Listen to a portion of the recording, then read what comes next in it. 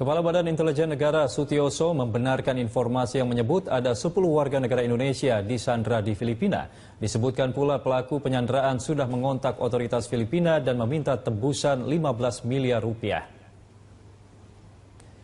Menurut Sutioso, penyerangan terhadap 10 WNI yang berakhir dalam aksi penyanderaan itu terjadi sejak Sabtu lalu.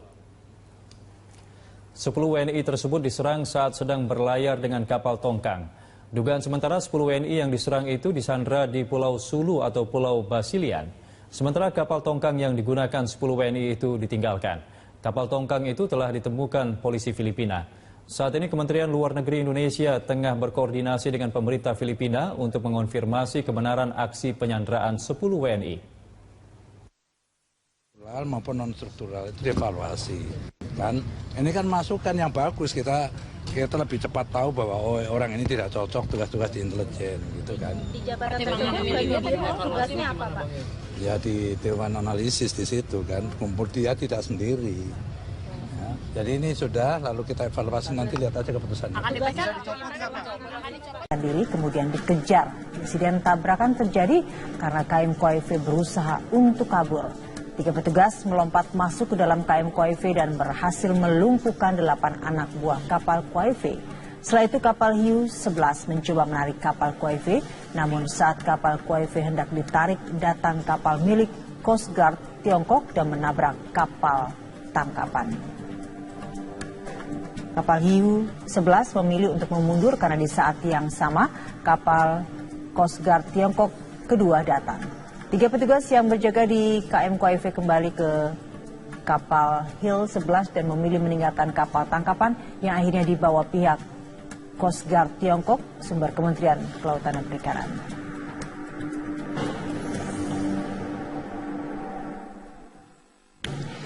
Ya, Menteri Kelautan dan Perikanan Susi Pujiastuti mendesak agar kapal pemerintah Tiongkok tidak memasuki wilayah perairan Indonesia. Susi juga meminta agar pemerintah Tiongkok tidak menghalangi upaya penegakan hukum yang dilakukan pemerintah Indonesia terhadap kapal Tiongkok yang mencederai kedaulatan Indonesia. Hubungan Indonesia dan Tiongkok terusik hanya karena peristiwa yang terjadi 2 pekan lalu. Sesungguhnya hubungan Indonesia dan Tiongkok itu baik-baik saja.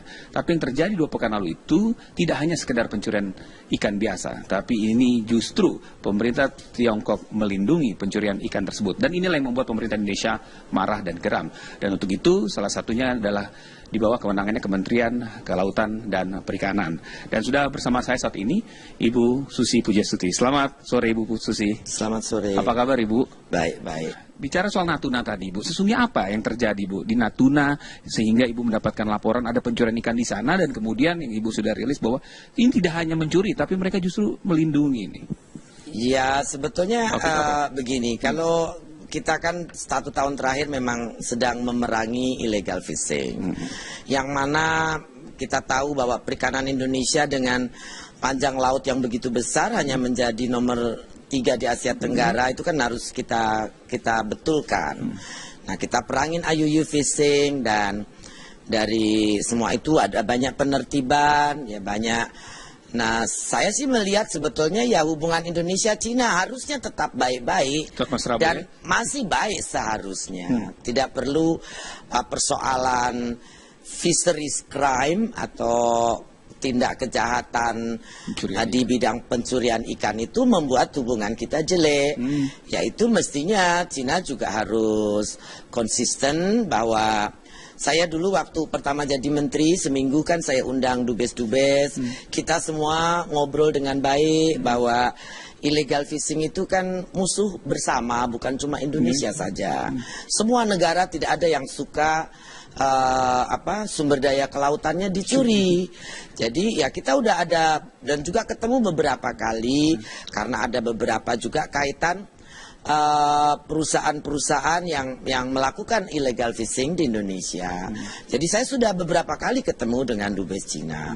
Makanya pada saat kejadian ini seperti ini dan kelihatannya Coast Guard mengganggu penegakan hukum yang akan dilaksanakan oleh orang pengawas dari KKP, nah, tentu saya juga agak tidak ya saya merasa mestinya tidak boleh seperti itu. Harusnya Cina sebagai sebuah negara yang juga saya yakin sangat gencar dan sangat hebat dalam penegakan hukumnya, seharusnya justru membantu Indonesia untuk menangkap para penjahat perikanan ini, gitu kan. Bukan cuma itu pekerjaan kita, tapi sebagai negara yang punya hubungan baik, kita harus bersama-sama memerangi fisheries crime.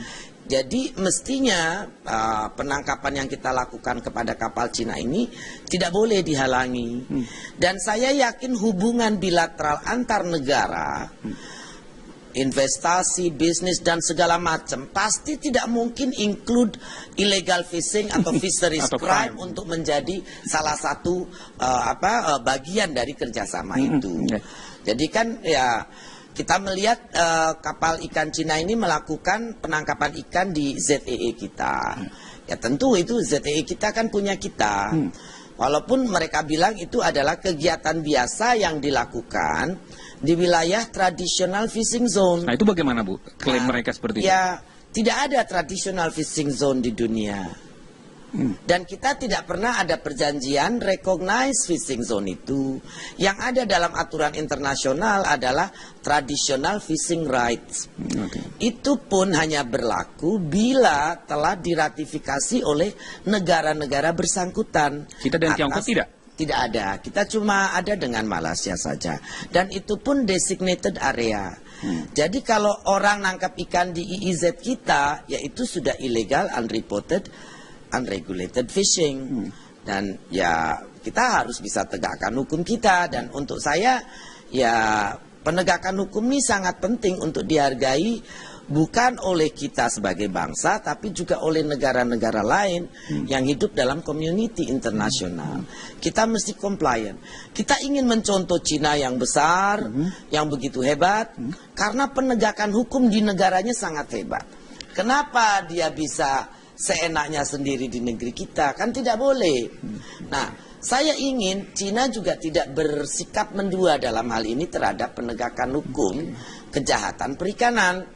Jadi ya walaupun itu pengusaha dari Tiongkok, semestinya kalau dia melakukan kejahatan perikanan dimanapun juga, harusnya Cina bersedia menyerahkan sebagai penghormatan dia atas hukum. Karena Cina juga punya hukum kan. Ini kan menjadi pertanyaan Ibu Susi. Mohon maaf di sini Bu Susi. Jadi kalau melihat bagaimana Cina bertindak menegakkan hukum di negerinya, kemudian Indonesia dia semena-mena seperti itu. Ini tidak hanya sekali Bu Susi. Yang ini kebetulan terekspos dengan besar karena mereka melakukan perlawanan. Nah ini akhirnya sepertinya dia merendahkan Indonesia. Di sini yang kita marah tidak hanya Ibu, tapi masyarakat Indonesia juga marah. Ini bagaimana Ibu? Saya tidak terlalu jauh memikirkan dia merendahkan Indonesia, tapi yang saya lihat dia merendahkan penegakan hukum yang dilakukan Indonesia. Saya tidak ingin berpolemik menjadi terlalu bagaimana, tapi Cina harus menghormati penegakan hukum di Indonesia. Karena itu kejahatan kan Bu ya? Ya, karena itu kejahatan. Dan saya kagum sebetulnya sangat menghormati kebesaran negara Tiongkok. Karena dengan jumlah penduduk yang begitu besar, begitu kencangnya kontrol sehingga semuanya bisa appropriate run. Bisa good governance itu terjadi. Nah jadi ya saya menghimbau sekali lagi kepada pemerintah Tiongkok untuk bisa menghormati Indonesia untuk melaksanakan penegakan hukum terhadap kejahatan-kejahatan perikanan yang telah merugikan Indonesia begitu besar dan juga merugikan lingkungan begitu besar. Dan bahwa kebetulan itu diklaim oleh Cina sebagai traditional fishing zone, yang mana traditional fishing zone itu adalah wilayah ZEE kita. Nah ini barangkali nanti pekerjaan Bu Menteri Luar Negeri, kemudian tentu dengan tim koordinasi dan Pak Menko Polkam untuk membahas tentang teritorial itu. Terima kasih Bu Susi Pujiastuti atas waktunya sudah berbincang bersama kami pada petang hari ini. Dan demikian pemirsa perbincangan kami bersama Menteri Kelautan dan Perikanan Susi.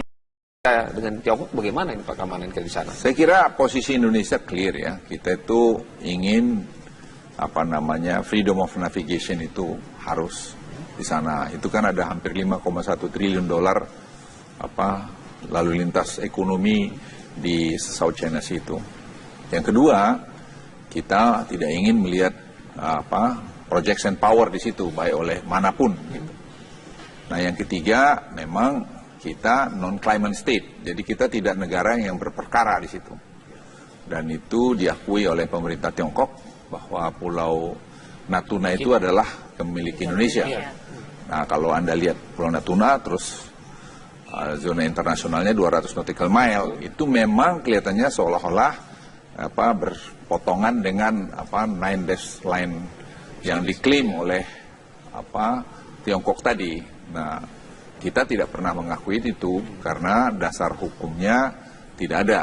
Kalau dasar histori karena Cheng Ho, karena sentimen dari mainland ada di situ, itu saya kira bukan alasan yang kuat. Tapi buat kita hubungan dengan Tiongkok juga penting. Jadi Cina juga Tiongkok juga merasa bahwa Indonesia itu sebagai negara ASEAN yang terbesar, itu juga saya pikir tidak ingin ada hubungan tidak baik. Jadi saya pikir kedua-duanya akan menahan diri, tapi Presiden ingin kalau sudah menyangkut masalah kedaulatan, kita tentu tidak akan pernah goyang mengenai itu. Dan saya kira statement dari Ibu Menlu kemarin sudah clear mengenai itu ya. Ya, termasuk yang Ibu Bu Susi juga mengatakan bahwa ini kan Cina mulai mengirim Coast Guard-nya juga di perbatasan. Ya, enggak juga sih, kita sih very firm mengenai posisi kita gitu, dan saya juga mengusulkan mengkomunikasikan dengan Panglima TNI supaya Natuna itu diperkuat lagi gitu ke depan gitu. Apa Pak ini treatment khususnya untuk pengamanan di Natuna ini? Ya, kita punya patroli tentu Angkatan Laut kita, Bakamla? Ya, Angkatan Laut khususnya ya, tentu akan berpatroli cukup intensif lagi ke depan karena di situ kan ada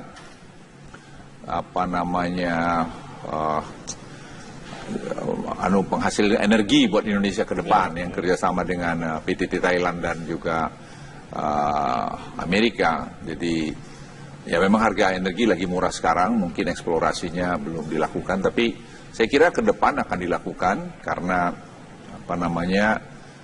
salah satu cadangan gas terbesar saya kira di sana. Walaupun cadangannya ini cost-nya agak mahal karena ada CO2-nya ya. Tapi saya kira ya kita punya strategi yang jelas dan sikap yang jelas untuk mempertahankan itu. Nah Pak, kita tinggalkan Natuna, kita bicara antisipasi pencurian ikan yang makin marak belakangan ini.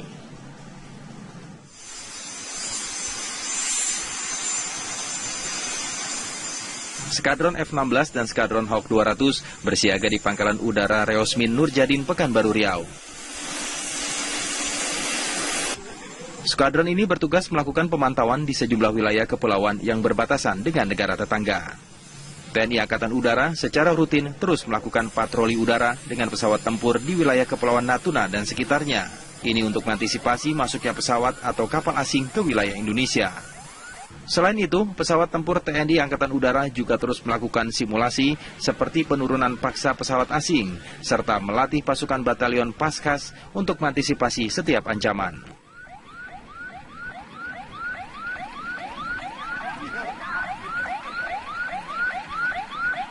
Kegiatan yang dilaksanakan ini adalah untuk kesiapsiagaan kita menghadapi kondisi yang terjelek atau kondisi darurat.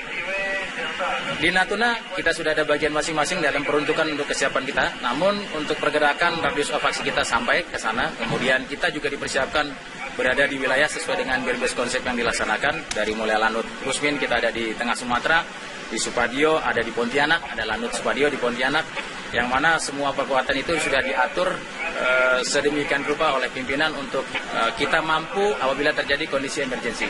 Termasuk juga ada base konsep di sana ada Lanut Pranai. Pesawat tempur dari Skadron 12 Reosmin Nurjadin Pekanbaru setiap hari terbang hingga perbatasan dengan Malaysia dan Kepulauan Natuna, serta dekat dengan wilayah konflik di Laut Cina Selatan.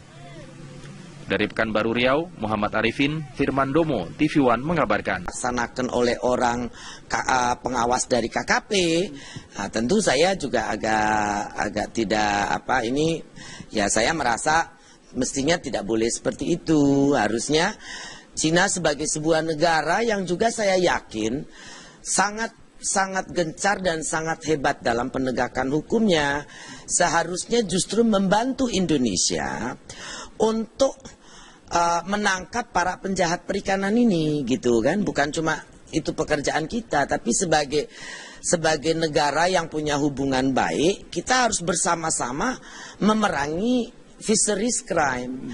Jadi mestinya penangkapan yang kita lakukan kepada kapal Cina ini tidak boleh dihalangi. Dan saya yakin hubungan bilateral antar negara, investasi, bisnis dan segala macam pasti tidak mungkin include illegal fishing atau fisheries crime untuk menjadi salah satu bagian dari kerjasama itu. Jadi kan ya kita melihat kapal ikan Cina ini melakukan penangkapan ikan di ZEE kita. Ya tentu itu ZEE kita kan punya kita.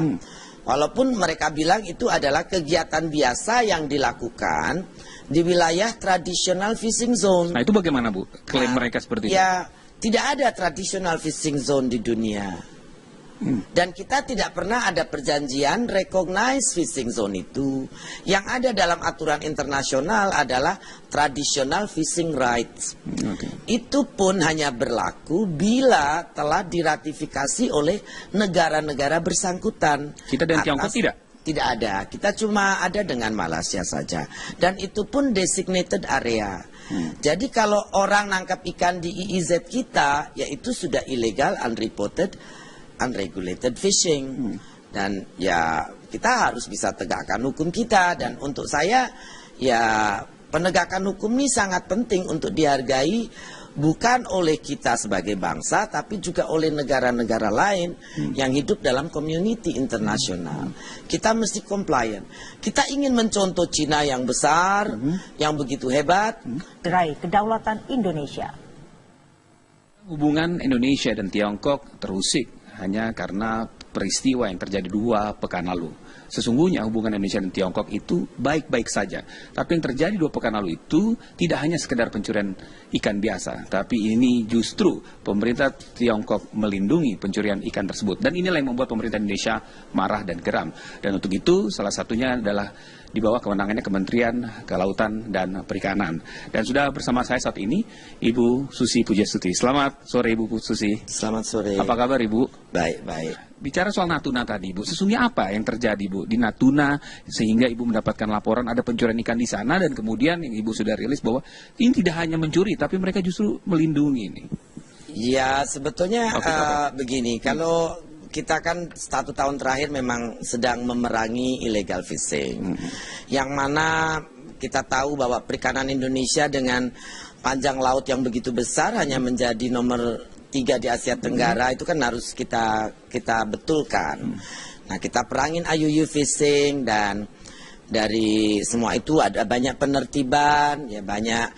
Nah, saya sih melihat sebetulnya ya hubungan Indonesia-Cina harusnya tetap baik-baik dan masih baik seharusnya. Tidak perlu persoalan fisheries crime atau tindak kejahatan di bidang pencurian ikan itu membuat hubungan kita jelek. Yaitu mestinya Cina juga harus konsisten bahwa saya dulu waktu pertama jadi menteri, seminggu kan saya undang dubes-dubes. Kita semua ngobrol dengan baik bahwa illegal fishing itu kan musuh bersama, bukan cuma Indonesia saja. Semua negara tidak ada yang suka sumber daya kelautannya dicuri. Jadi ya kita udah ada dan juga ketemu beberapa kali karena ada beberapa juga kaitan perusahaan-perusahaan yang melakukan illegal fishing di Indonesia. Jadi saya sudah beberapa kali ketemu dengan dubes Cina. Makanya pada saat kejadian ini seperti ini dan kelihatannya Coast Guard mengganggu penegakan hukum yang akan dilakukan koordinasi dan Pak Menko Polkam untuk membahas tentang teritorial itu. Terima kasih Bu Susi Pujastuti atas waktunya sudah berbincang bersama kami pada petang hari ini. Dan demikian pemirsa perbincangan kami bersama Menteri Kelautan dan Perikanan Susi.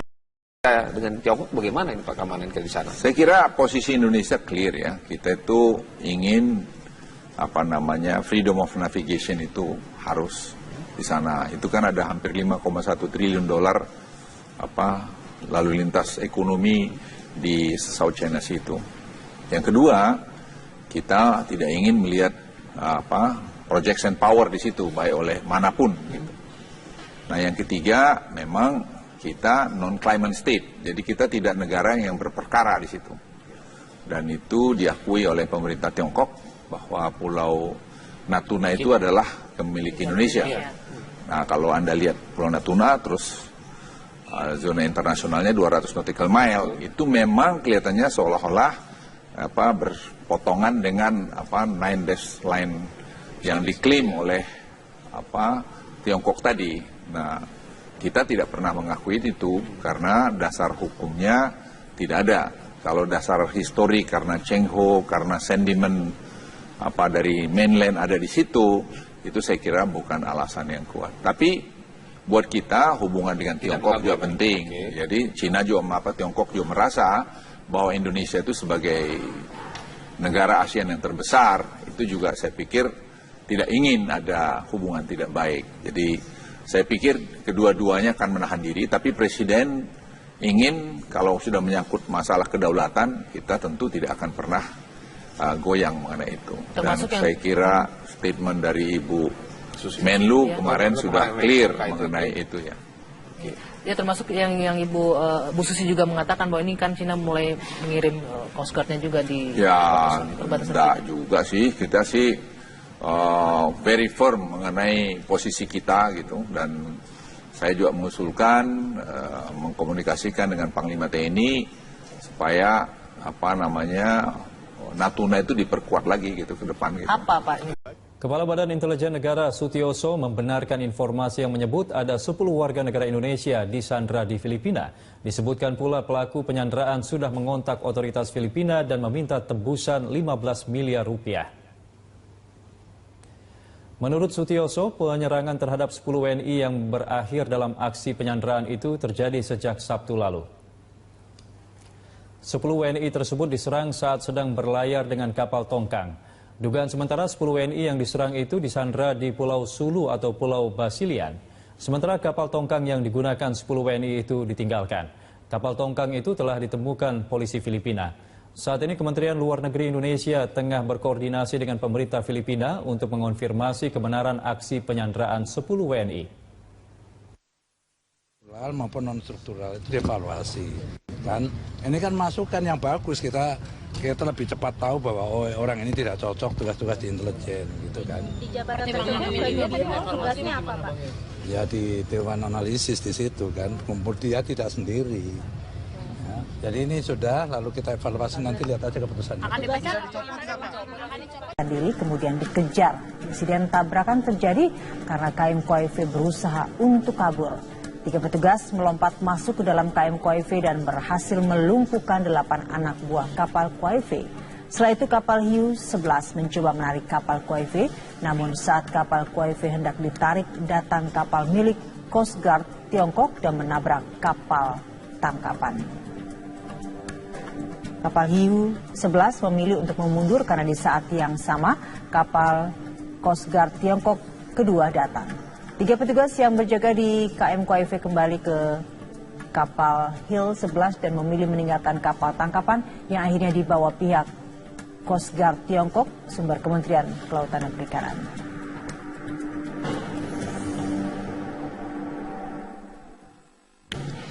Ya, Menteri Kelautan dan Perikanan Susi Pujiastuti mendesak agar kapal pemerintah Tiongkok tidak memasuki wilayah perairan Indonesia. Susi juga meminta agar pemerintah Tiongkok tidak menghalangi upaya penegakan hukum yang dilakukan pemerintah Indonesia terhadap kapal Tiongkok yang mencederai. Karena penegakan hukum di negaranya sangat hebat.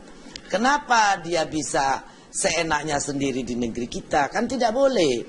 Nah, saya ingin Cina juga tidak bersikap mendua dalam hal ini terhadap penegakan hukum kejahatan perikanan.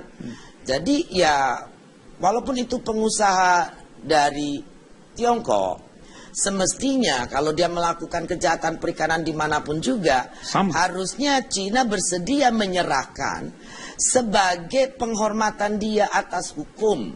Karena Cina juga punya hukum kan. Ini kan menjadi pertanyaan Ibu Susi. Mohon maaf di sini Ibu Susi. Jadi kalau melihat bagaimana Cina bertindak menegakkan hukum di negerinya, kemudian Indonesia dia semena-mena seperti itu, Ini tidak hanya sekali Bu Susi, yang ini kebetulan terekspos dengan besar karena mereka melakukan perlawanan. Nah ini akhirnya sepertinya dia merendahkan Indonesia. Di sini yang kita marah, tidak hanya Ibu, tapi masyarakat Indonesia juga marah. Ini bagaimana Ibu? Saya tidak terlalu jauh memikirkan dia merendahkan Indonesia, tapi yang saya lihat dia merendahkan penegakan hukum yang dilakukan Indonesia. Yeah. Saya tidak ingin berpolemik menjadi terlalu bagaimana, tapi Cina harus menghormati penegakan hukum di Indonesia. Karena itu kejahatan kan Bu ya? Ya, karena itu kejahatan. Dan saya kagum sebetulnya sangat menghormati kebesaran negara Tiongkok. Karena dengan jumlah penduduk yang begitu besar, begitu kencangnya kontrol sehingga semuanya bisa appropriate run. Bisa good governance itu terjadi. Nah jadi ya saya menghimbau sekali lagi kepada pemerintah Tiongkok untuk bisa menghormati Indonesia untuk melaksanakan penegakan hukum terhadap kejahatan-kejahatan perikanan yang telah merugikan Indonesia begitu besar dan juga merugikan lingkungan begitu besar. Dan bahwa kebetulan itu diklaim oleh Cina sebagai traditional fishing zone, yang mana traditional fishing zone itu adalah wilayah ZEE kita. Nah ini barangkali nanti pekerjaan Bu Menteri Luar Negeri, kemudian tentu dengan tim